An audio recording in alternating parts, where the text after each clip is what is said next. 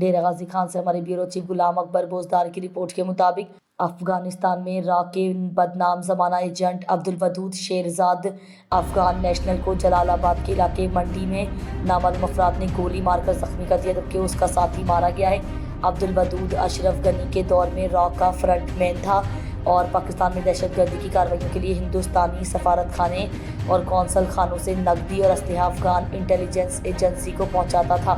اگست 2021 میں افغانستان سے امریکی اور اتحادی افواج کے انخلا کے بعد وہ دہلی ہندوستان فرار ہو گیا اور اپنے خاندان کے ساتھ را کے سیف ہاؤسز میں رہا اور را کی بھرپور مہمان نوازی کا لطف اٹھایا اور اجیت دوول کے اعلیٰ مشیروں سے بار بار ملاقاتیں کی۔ اجیت دوول نے نومبر 2023 میں کابل میں تعیناتی سے قبل عبوری افغان حکومت سے اس کی حفاظت کے لیے ذاتی یقین دہانیاں مانگی تھیں۔ تاہم کابل میں تعینات ہونے کے بعد عبدالودود مشکوک سرگرمی میں ملوث تھا، جہاں وہ ISKP کے ساتھ روابط قائم کر رہا تھا۔ جب افغان میزبانوں نے اعتراض کیا تو اس نے کہا کہ القاعدہ اور TTA افغان طالبان میں سے اس کے پرانے دوست اب ISKP میں ہیں۔ انتباہ کے باوجود اس نے ISKP سے اپنے روابط ختم نہیں کیے۔